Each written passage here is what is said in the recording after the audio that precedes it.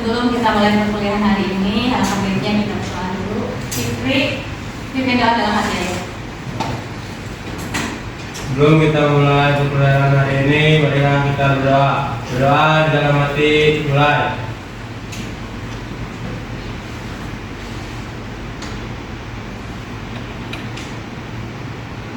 Selesai. Selalu kalau mulai Pak harus berdoa dulu ya, biar diberi sama Allah semua. Sebelum mulai perkuliahan, Ibu absen dulu ya. Aditya Firdaus, Alfiatur Rohmania, Asri, Bayu Mahendra, Bintang, Bintang Nurul, Dipa, Dimas Haikal, Dianti, Dwi Nur Amalia, Eki Alif Alifia, Fadli Alfdani, Fadli Cahaya Putra, Fahri Al-Zaidan, Fitri Iwan Firmansyah, Uga Huna, Lailatul Fadila, Lolita Rahman Aulia, Lulu Asun Alia, Meli Triani, Muhammad Yusuf Kurniawan, Muhammad Bayu Ningardian, Nabila Hilya, Stella Nur Satyani, Wulandari, Jana Amalia Agustin, Roro, Agnes Permisa, Panca Imawan, Muhammad Rehan, Muhammad Fejani Kepala. Alhamdulillah untuk materi hari ini tentang prinsip dasar akuntansi. Sebelumnya ada yang sudah tahu akuntansi itu apa? Siapa yang tahu akuntansi itu apa? Catatan. Terus apa lagi? Ada yang tahu? Dari laki-lakinya ada yang tahu enggak? Ini betul-betul dari perempuan yang jawab. Dari laki-lakinya, akuntansi itu apa sih? Akuntansi itu ada yang mengatakan seni, ada yang mengatakan apa? Kesehatan, dia mengatakan ilmu. Kita bahas ya. Ini materi tentang prinsip dasar akuntansi. Pengertian akuntansi. Akuntansi adalah proses mencatat, mengklasifikasikan, menganalisis, dan menyajikan informasi keuangan suatu entitas untuk membantu pengambilan keputusan. Ada pengertian lain tentang akuntansi? Ya. Bawa HP-nya boleh kecil. Ini pengertian yang Ibu catat ya. Yang lain boleh kecil. Ada yang berani. Nanti yang berani Ibu kasih nilai. Pengertian akuntansi menurut yang lain apa? Ini Bayu mau jawab. Bayu, ya boleh. Bayu apa? Menurut Bayu itu apa yang sesuai dengan Bayu dapat apa dari akuntansi?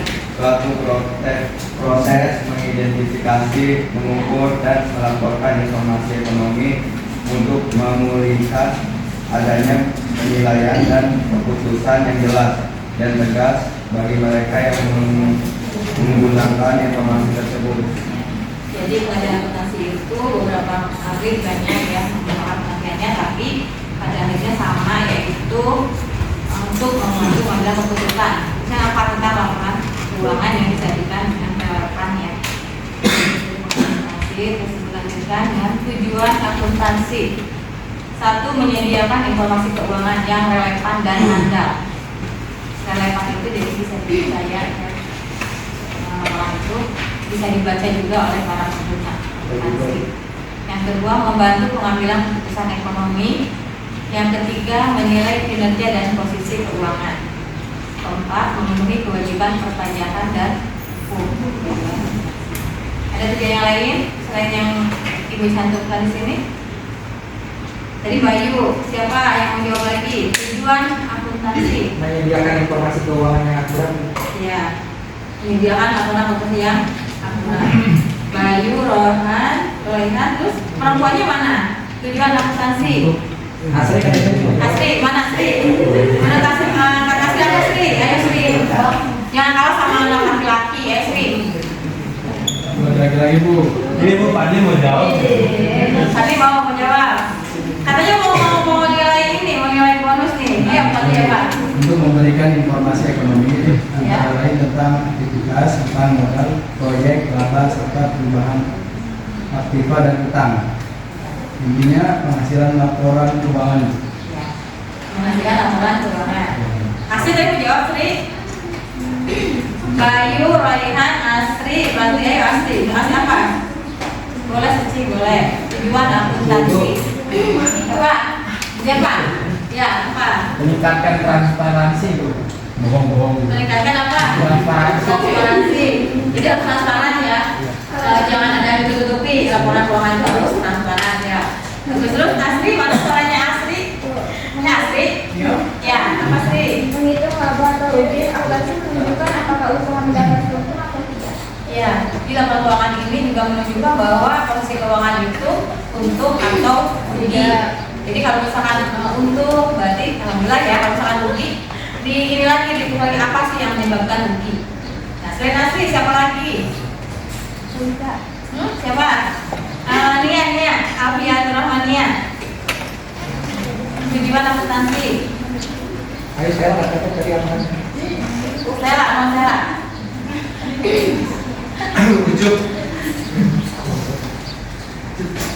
Apa? Nia. Tujuan akuntansi.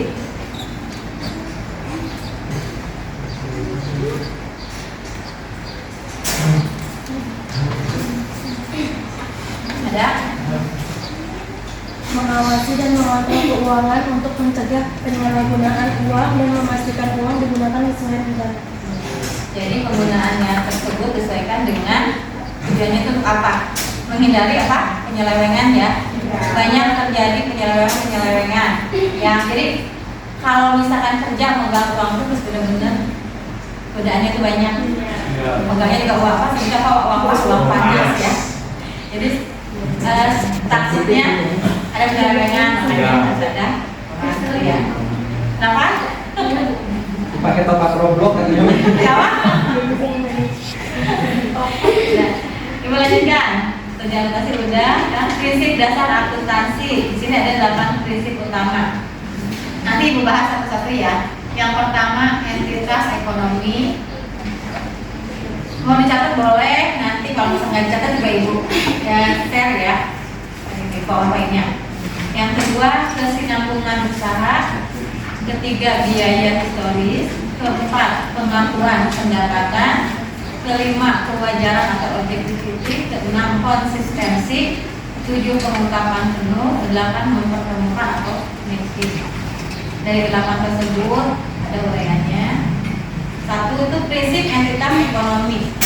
Nah, arti dari entitas ekonomi ini yaitu bisnis dipisahkan dari pemiliknya. Maksudnya bisnis dipisahkan dari pemiliknya. Anda tahu apa? Jadi Ini antara uang pribadi dengan uang perusahaan itu harus dipisahkan. Iya. Tidak boleh dicampur. Jadi arti dari entitas ekonomi ini uang perusahaan dan uang pribadi tidak boleh dicampurkan. Ketika misalkan perusahaan punya utang, berarti harus dibayar dari hasil perusahaan tersebut. Misalkan perusahaannya ini collab ya, terus pakai uang pribadi itu enggak. Jadi bagaimana caranya perusahaan tersebut mendapatkan dana untuk melunasi utangnya tersebut atau melunasi kewajiban tersebut. Ini dalam artinya entitas ekonomi.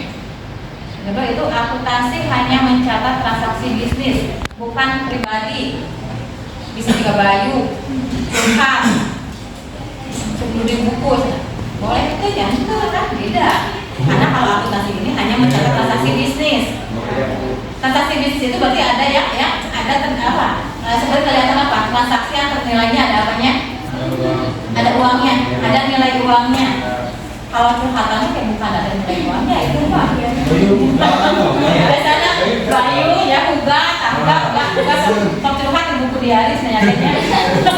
Adil Bu, biasanya Mencatat transaksi bisnis bukan yang pribadi. Adil, nanti sama ada mengenai obat ini seni ya, seninya seni apa? Seni mencatat. Tapi kalau ada catatan dari mencatat buku apa di buku dari catatan pribadi itu bukan akuntansi. Jadi dia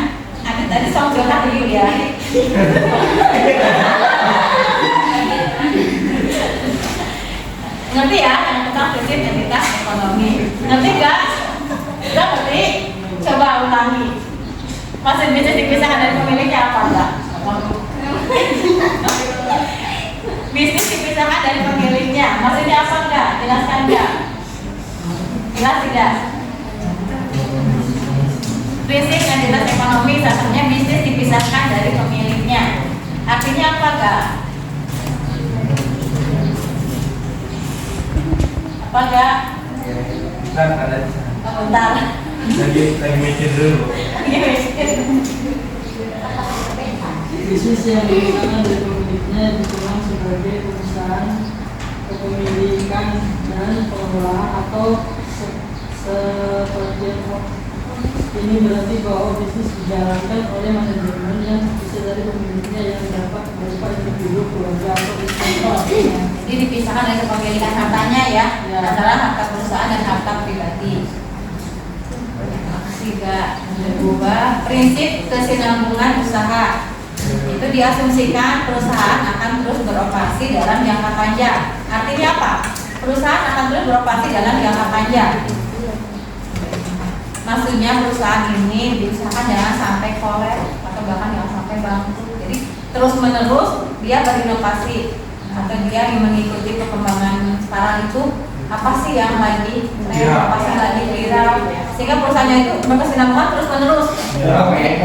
Itu terus meramai ya. Jadi ketika misalkan dia memproduksi satu barang ini sudah banyak yang tidak minat atau misalkan sudah menurun nih, dia berinovasi lagi perusahaan ini. Dia harus mengembangkan lagi produk apa yang kira-kira banyak diminati oleh konsumen. Jadi terus berkesinambungan. Apakah ada perusahaan ketika didirikan ada jangka waktu yang terbatas? Tidak. Ada tidak? Tidak. Ketika mau mendirikan perusahaan nih, kita perusahaannya mau sampai berapa tahun? Ada tidak? Boleh tidak? Tidak. Boleh tidak? Tidak. Kalau misalkan yang mengatakan tidak boleh. Kenapa? Alasannya kenapa? Ya, karena Musiman. Kalau musiman berarti memproduksi barangnya. Ini perusahaannya. Anies mau mendirikan perusahaan dengan Stella, misalkan nih, kan misalkan kalau mendirikan perusahaan ini 2 orang boleh ya? boleh. Nanti 1 direktur, 1 komisaris. Ketika mendirikan perusahaan ini, terus mau mendirikan nih, ada nggak? Saya mendirikan ini mau 20 tahun misalkan, mau 30 tahun nih. Tidak. Tidak. Tidak. Nah, alasannya kenapa? Yang tidak dulu ya. Ada yang tidak, ada yang boleh ya. Ada yang tidak boleh, ada yang boleh. Ada yang mengatakan boleh tidak? Kalau misalkan ada yang tidak mengatakan, kalau misalkan ada yang tidak ada yang mengatakan boleh, ibu mengatakan boleh. Kalau misalkan teman-teman semua mengatakan tidak boleh, alasannya kenapa? Karena perusahaan itu dibuat untuk jangka panjang, Bu. Ya. Jadi untuk keperluan bisnis kan harus dibuatnya dalam jangka panjang untuk keuntungan terus menerus, Bu. Jadi kalau misalkan di jangka waktu kayak 5 tahun, 10 tahun, 20 tahun, itu nanti kedepannya kan pasti tutup perusahaannya. Jadi nanti orang tersebut tidak mendapatkan keuntungan apa-apa lagi setelah itu. Beralasan seperti itu boleh ya. Kalau ibu mengatakan boleh, ada perusahaan yang ketika mau mendirikan perusahaan kan ini diaktakan di kantor notaris ya. Ada perusahaan yang mendirikan perusahaannya sampai dengan 75 tahun. Jadi ketika mau mendirikan perusahaan di situ ada waktu mendirikan perusahaan tidak terbatas dan terbatas. Kalau tidak terbatas jadi selamanya sampai perusahaan tersebut kolek atau misalkan terjadi sesuatu yang tidak diinginkan. Nah, kalau misalkan ketika menyebutkan terbatas mau sampai berapa tahun, ada perusahaan yang dia mau sampai 75 tahun saja. Sampai 75 tahun berarti ketika umur perusahaan 75 tahun dia berarti sudah berhenti di situ. Nah, diminanya kenapa sampai 75 tahun? Ya karena usia perusahaan itu kan biasanya suka nyampe 75, jadi saya mendirikan perusahaan hanya mau sampai dengan 75 tahun ada. Tapi tidak banyak, hanya beberapa perusahaan karena itu tergantung dari yang membuat perusahaannya. Ya. Karena apa? Karena pemilik perusahaan tersebut berarti dia yang pemegang kekuasaan tertinggi dalam perusahaan karena dia yang menanam modalnya. Dia yang pertama dua orang tersebut berarti ya menanam saham dari di perusahaan tersebut. Nah, makanya pemegang kosakata itu yaitu pemegang saham di perusahaan. Tadi udah ya, diasumsikan perusahaan akan beroperasi dalam jangka panjang. Yang kedua, tanpa niat untuk dilikuidasi. Tahu likuidasi? Liquid? Tahu. Likuidasi ya. Jadi udah ini ya. Dilanjutkan ke satu lagi. Yang ketiga ya. Prinsip biaya historis. Historis itu apa? Riwayat. Prinsip biaya historis itu aset dicatat berdasarkan harga perolehan, bukan nilai pasar saat ini. Tahu pengertian ini? Aset dicatat berdasarkan harga perolehan, bukan nilai pasar saat ini. Jadi dari awalnya. Contohnya bagaimana? Aset dicatat berdasarkan harga perolehan. Jadi kalau harga perolehan harga awal ya, bukan nilai pasar saat ini. Berarti nilai pasar harga pasar saat ini. Ya, tidak mengikuti harga pasar gitu. Iya, tidak mengikuti harga pasar. Kalau misalkan dicatat berdasarkan harga perolehan, ketika membeli saham tersebut harga berapa? Misalkan sahamnya terjadi harga 10.000 atau 100.000, tapi tahun 2000 misalkan nih, dicatat berdasarkan itu harga perolehan.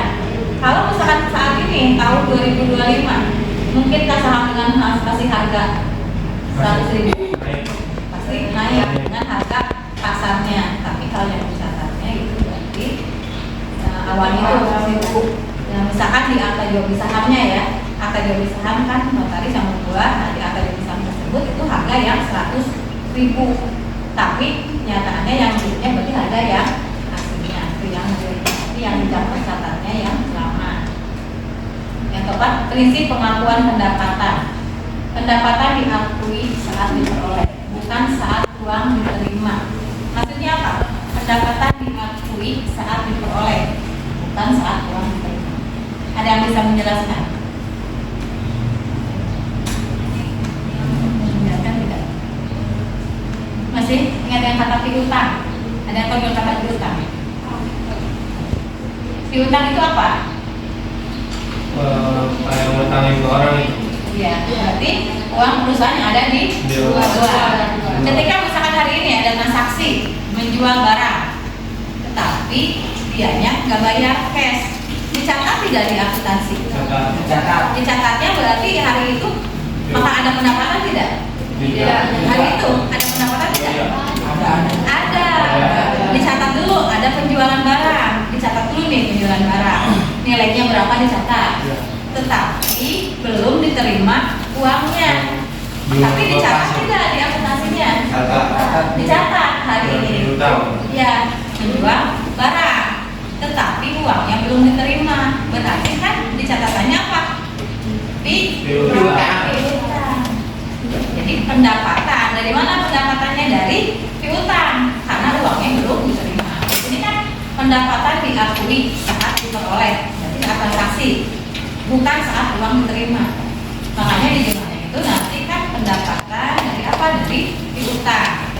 Kecuali kalau uang yang sudah diterima berarti bukan piutang lagi, pendapatan. Berarti ganti jadi uang masuk ke kas. Jadi tidak harus uang diterima baru dikasih.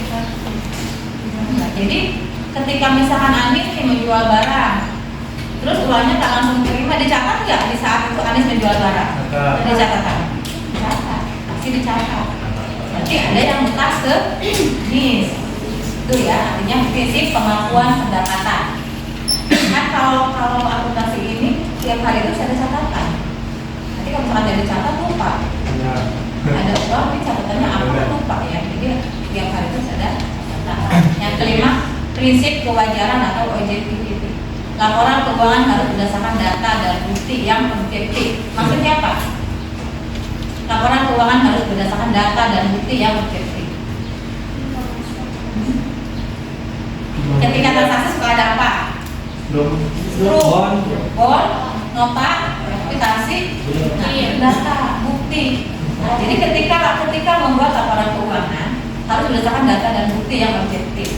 Jadi ada nih uang keluar, beli apa? Ada buktinya, bisa faktur pembelanjaan, nota atau sanksi apa yang tersebut, pokoknya yang menjelaskan bahwa terjadi transaksi dan itu ada buktinya.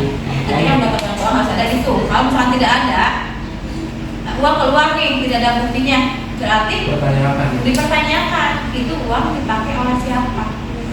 Makanya harus hati-hati ketika misalkan seorang yang memegang uang, seorang bendahara atau teller atau kasir itu harus hati-hati ya. Ketika misalkan karena ada transaksi uang itu harus ada buktinya. Ini prinsip kewajaran seperti itu. Wajar kan harus ya ketika melakukan uang harus ada buktinya. Yang keenam prinsip konsistensi, itu metode akuntansi harus digunakan secara konsisten dari tahun ke tahun. Jadi harus sama di tahun ke tahun itu harus disesuaikan dengan aturan akuntansinya ya, harus sama, harus konsisten, tidak boleh beda-beda tiap tahun. Yang ketujuh prinsip pengungkapan penuh, yaitu semua informasi penting harus diungkapkan dalam laporan keuangan. Informasi-informasi yang berhubungan dengan keuangan itu harus diungkapkan di laporan keuangan. Yang kedelapan prinsip mempertemukan. Prinsip mempertemukan ini biaya dicatat saat pendapatan yang terkait juga diakui. Jadi ada biaya, ada pendapatan. Ketika misalnya pada pendapatan ada biaya juga kan, memang ya, mempertemukan antara biaya dan pendapatan. Itu ya, 8 prinsip akuntansi. Nah, kesimpulannya prinsip dasar akuntansi penting untuk menghasilkan laporan keuangan yang andal, adil dan dapat dipahami. Jelas tentang prinsip dasar akuntansi? Ada yang ditanyakan? Ya, Pak Fikri. Tadi kan prinsip dasar akuntansi ya? Iya. Nah, kalau misalkan dalam akuntansi ada kayak bidang ilmunya nggak? Ada. Jadi bidang-bidang ilmu dalam akuntansi itu ada akuntansi keuangan, ada akuntansi manajemen, ada akuntansi perpajakan, ada akuntansi publik, ada akuntansi pemerintah, ada auditing, itu banyak. Nah, ini dipelajarinya itu lebih jelasnya di akuntansi. Nah, kalau di sini kita ada dokumentasi ya. Di konsentrasi akuntansi itu lebih banyak didalami tentang ilmu akuntansinya. Kalau di manajemen dipelajari, tapi banyak tuh manajemennya juga. Ada konsentrasinya ada 3 ya. Ada pemasaran, SDM, sama keuangan. Kalau akuntansi yang tadi Ibu katakan itu ada dipelajari di jurusan akuntansi. Jadi kalau misalkan akuntansi keuangan, berarti itu tentang laporan keuangan, terus bagaimana itu laporan keuangan. Yang lain ada yang lagi nggak? Tadi kan surat di perusahaan itu ada yang terbatas, ada yang tidak terbatas. Yang terbatas itu tadi yang Misalkan ya, contoh ya. apa boleh Tapi kalau lebih tapi untuk angka 75 tahun itu udah angka yang paling Maksimal. besar tinggi ya. Iya bisa. misalkan perusahaannya belum oles, tapi orang yang mendirikan perusahaan sudah tidak ada, apa harus mesti lagi orang khusus? Jadi ketika misalkan yang mendirikan perusahaannya, misalkan 2 orang itu ya, salah satu meninggal, tapi perusahaannya tidak akan berhenti di situ. Kebetulan perusahaannya, perusahaannya maju dan produknya juga banyak diminati. Itu biasanya ke ahli warisnya, diturunkan ke ahli warisnya. Nah, dari ahli waris tersebut kan biasanya suka banyak ya ahli warisnya. Nanti ditunjuk siapa yang menggantikan posisi pemegang saham di situ. Anak pertama dulu. Iya, ada. Ya Pak? Anak pertama laki-laki. Bisa anak pertama laki-laki atau dari remukan keluarga siapa yang nanti mau diganti namanya di situ. Orang percaya. Nah, tapi nanti di situnya juga nggak asal diganti ya, tetap harus menggunakan notaris. Karena nanti di departemen hukum itu kan ini kerja hukum ya, kalau PT ini nanti di sana juga diganti nama pemegang sahamnya itu yang tadinya si A karena si A meninggal diganti oleh ahli warisnya siapa. Nah, meskipun ini ahli waris itu dia menggantikan nama si A, tapi dia tidak merasa dia memiliki semuanya juga, karena dia memegang dipegang berdasarkan surat penunjukan dan kuasa dari semua ahli waris. Kalau misalkan semua ahli waris itu nggak bisa, karena saham itu hanya satu nama. Saham itu bukan oleh satu nama. Ada yang tanya lagi nggak? Kalau nggak ada, itu yang nanya. Bu, Ya. kan tadi misalkan 75 tahun ya Bu. Ya. Nah kalau misalkan tadi katanya kan kalau di tengah-tengah itu itunya pemegang sahamnya meninggal gitu, berarti ditunjuk ke ahli waris. Nah berarti kalau misalkan si ahli waris itu mau perpanjang itu bisa nggak Bu? Kayak kan perusahaannya misalkan 25 tahun lagi bakalan tutup. Ya. Nah mau diperpanjang, mau diterusin terus gitu. Bisa. Bisa, berarti ngurus lagi ke notaris gitu. Bagi perubahan jangka waktu perusahaan. Jadi tak terbatas gitu, Jadi tak terbatas. atau ditambah lagi gitu. Bisa nanti menggunakan jasa notaris, terus nanti perubahan data yang ada di depo yang tadinya terbatas 75 tahun menjadi tidak terbatas. Dan nanti pihak depo, pihak departemen hukum itu mengeluarkan surat keputusan ada perubahan tentang jangka waktu perusahaan. Berarti masih bisa dirubah ya, nggak paten berarti ya? Enggak, masih ada. Dan untuk perubahan data pun ada yang 3 tahun, ada yang 5 tahun. Bagaimana perusahaan tersebut menjalankan itu. Jadi untuk berapa tahun nih jangka waktu direksinya, jangka waktu komisarisnya minimal 3 tahun. Ada 3 tahun, ada 5 tahun. Jadi kalau yang 3 tahun berarti 3 tahun sekali ini harus update. Kalau yang 5 tahun itu 5 tahun sekali. Itu ya. Karena ibu mau nanya sama Mbak Dari, jenis perusahaan itu ada berapa? Ya, apa aja?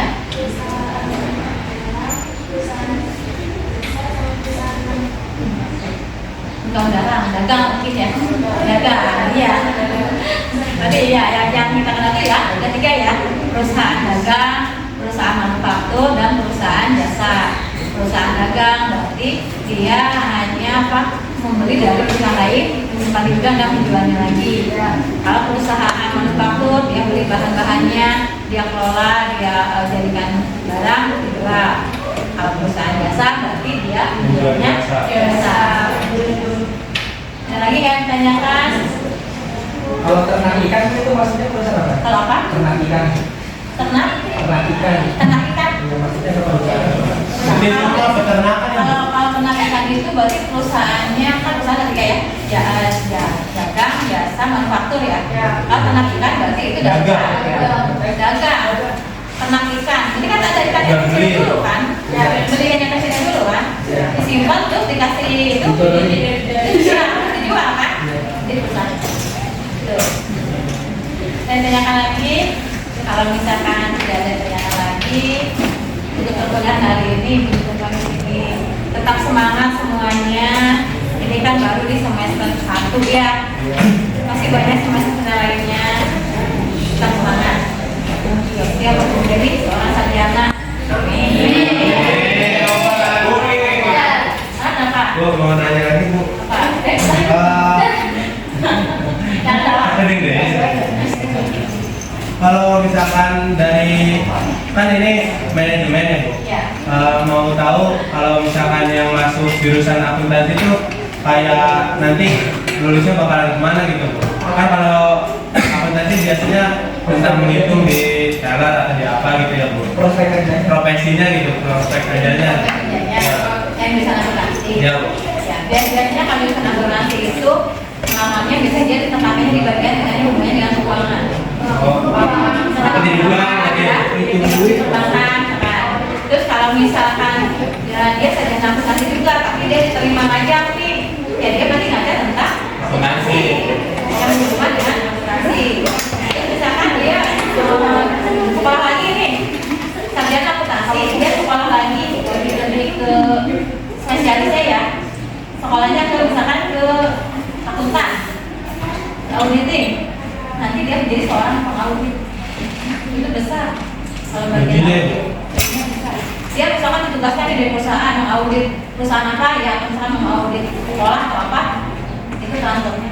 Pokoknya yang kerja yang hubungannya dengan keuangan itu karena sesuai juga dengan pekerjaannya.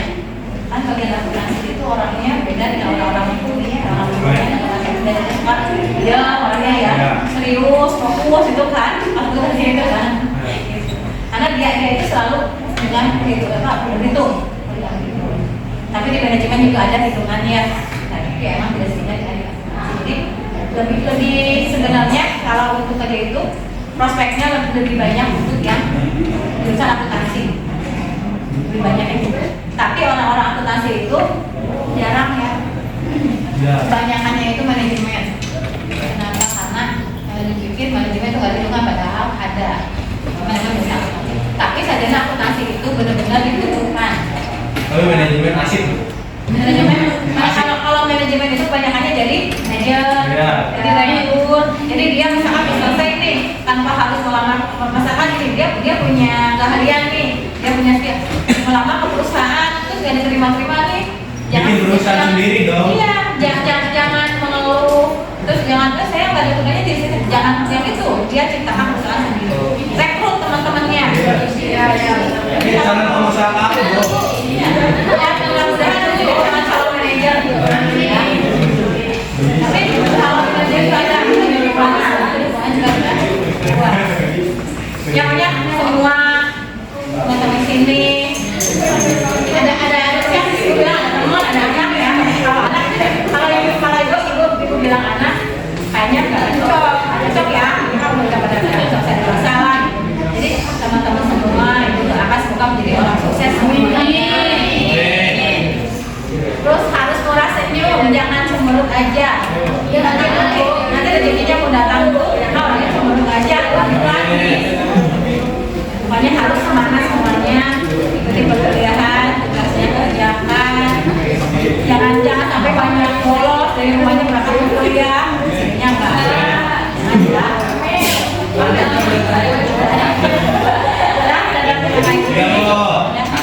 Terima kasih atas kehadirannya untuk hari ini. Nanti kita ketemu lagi di kuliahan depan. Semuanya jaga kesehatan.